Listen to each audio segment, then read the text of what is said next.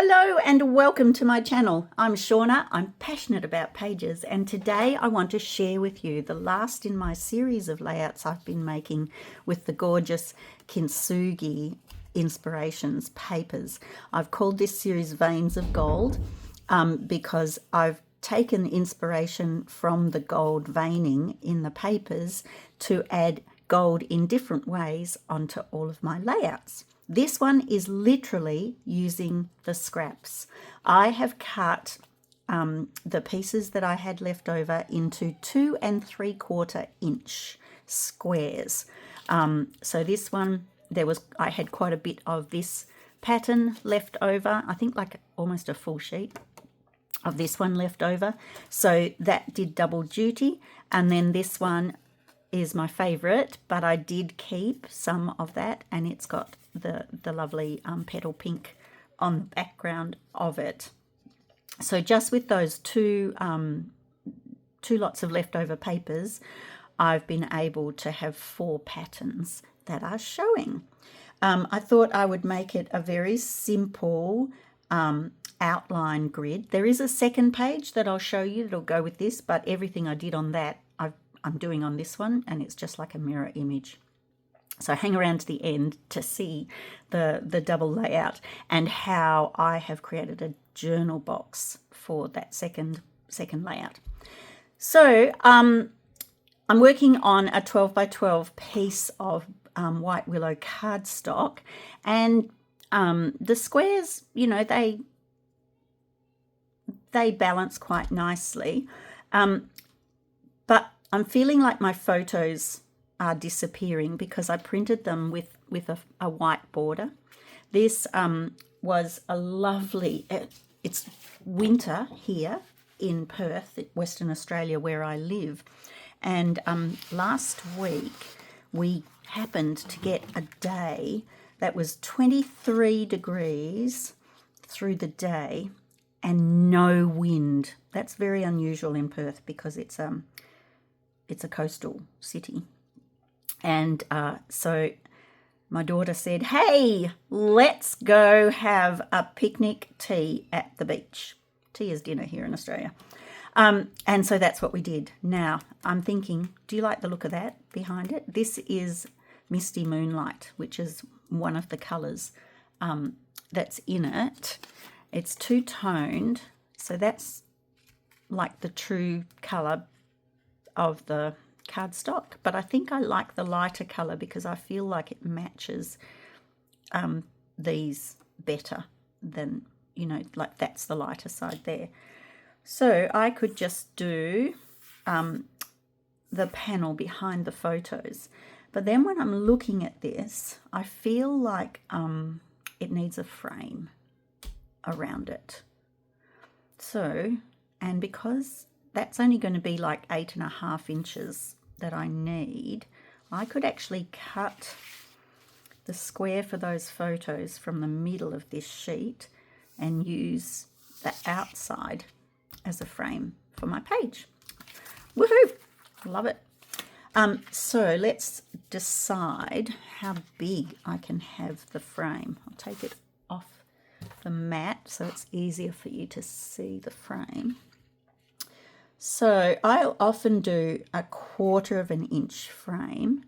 But if I do that, these squares have to be quite close together. So maybe I'll just do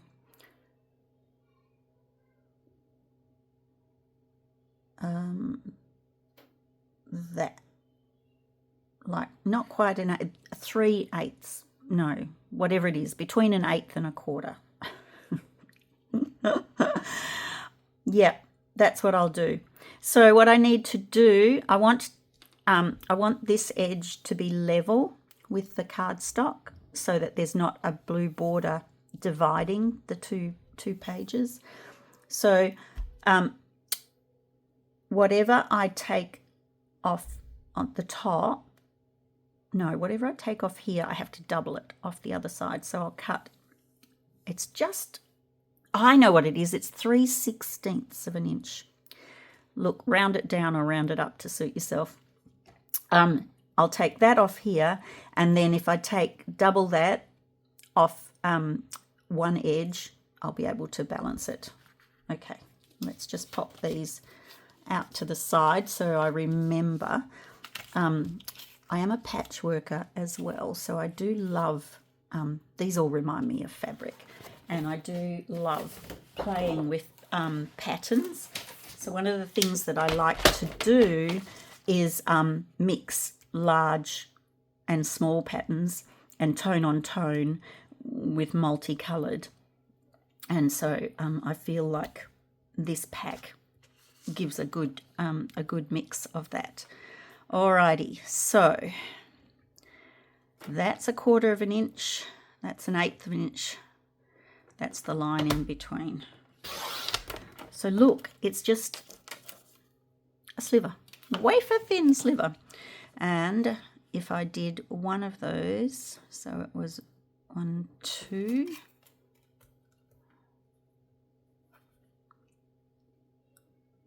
three of those little lines.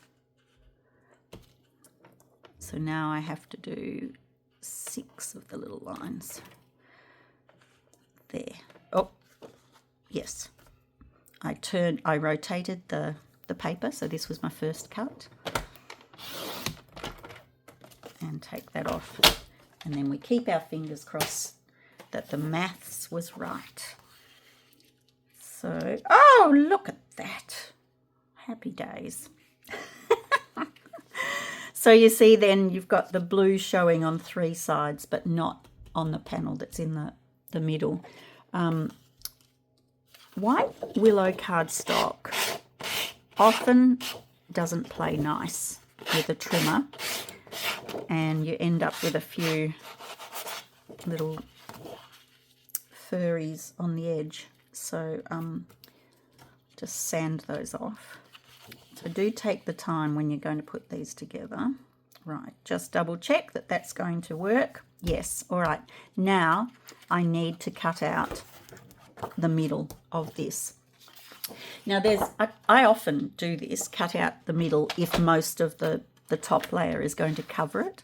And the reason I do it is so that I can reuse some of the cardstock like I'm doing today, or just simply to reduce the weight in your album. Because if I kept this as a full sheet and then put another 8.5 square on top, that's 3 layers of cardstock on there. So I'm just gutting this out. I start at 1 and I stop at 11, and I go all the way around to get a square. So I end up with a 10-inch square, and I'll often use this to make photo mounts, individual photo mounts, but I don't need to do that today. Today I want to cut it down to an 8.5-inch square, because I know that that is going to fit into the space that I have available.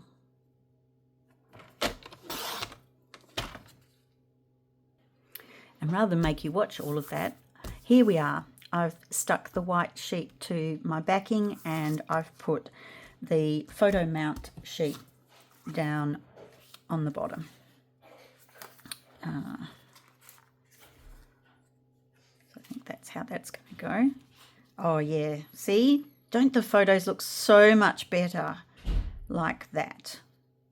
I loved that the sky matched the papers, as did the water. That's why I decided to use these photos. Okay, so now all you need to do to assemble these is level them up with your blue square and then center them into the space. And whenever I'm doing something like this, I start with my corners, and then I can just figure out the rest. I'll talk to you a little bit about the decorations on these squares in just a second. So I can fit those in there, and you'll do the same with the pieces running down the side. Now I know, and you might be this person, that there are lots of people that will take a ruler and measure exactly and, you know, get a T-square and all of that. Occasionally that's me, but most of the time it's not. And I often find when there's different patterns and things, I don't have to stress so much. Now you'll notice on the tone-on-tone pieces, I have put a punched shape. Okay, so I've used this punch. It's called the To The Point Label Punch. And I've just punched it straight out of white cardstock because I was trying to decide how I was going to add my extra bits of gold onto this layout. And I've decided that I will do it by heat embossing with gold. I found this cute saying. I was going through some of the stamps I own. If you were with Close to My Heart and you've got C1642, you'll have this one there. It says, "I just love our adventures together," and it's got, you know, the ship's wheel. I'm not going to use any of the other stamps from this, but I just liked that rather than saying dinner on the beach or something, you know. That's nice and fun. And then to fill the other ones, I'm actually using the flower cluster from the Weekend Adventures stamp set, which I think I love it. I love that stamp set a lot. So let me flip my mat over. I'll bring in a piece of paper, and I'll just talk to you about what I'm deciding. So because I want to use one stamp in several places, I'm not just going to put it in the same orientation on each shape. On this first one, I'm going to have it coming down from the top, okay?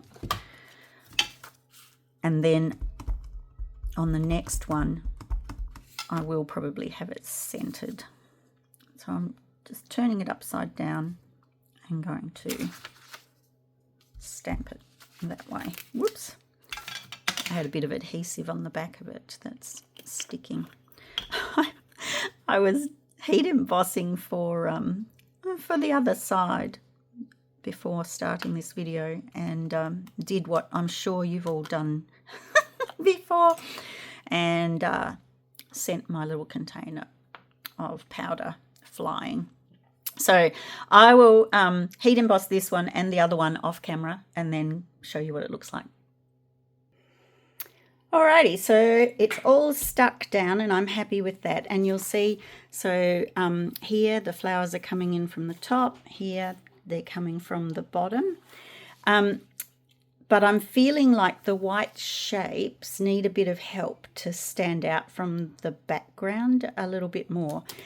So I'm bringing in, honestly, Stampin' Write markers are one of my favourite Stampin' Up products, and they announced yesterday, 20th of August, that they're phasing these out.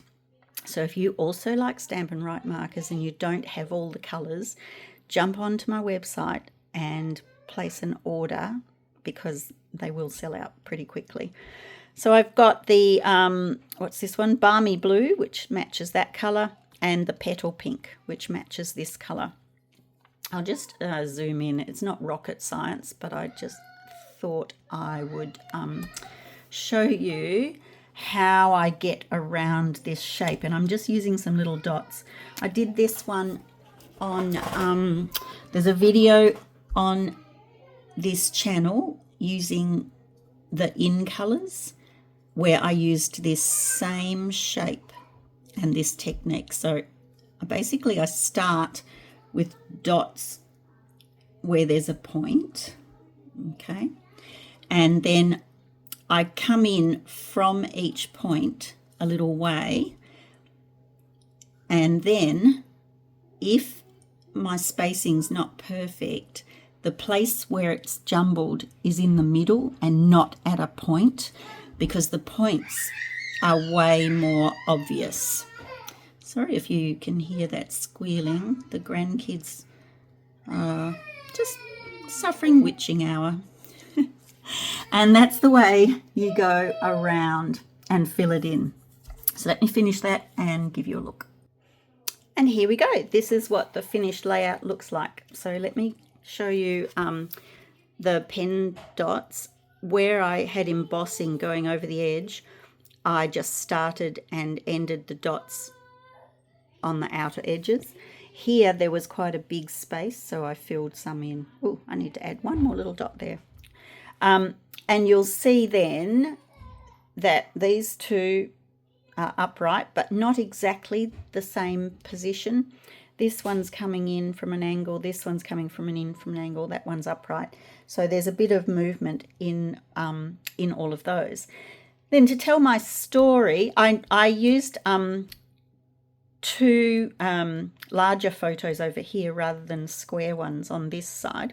And I've actually been teaching myself how to use my selfie printer, my Canon selfie printer properly. And they have, one of the options is a photo shuffle that they have, and so that's how I created this look with the 4 photos here. They didn't all need to be a big photo, it was just capturing different elements of him playing with the ball, and it printed them less than 6 inches wide, but that worked out okay because it left lots of room here. So this one was a 6x4, and I just trimmed it to match the width of the collage one, of the shuffle one. But look at that gorgeous sky, like amazing how well it matches.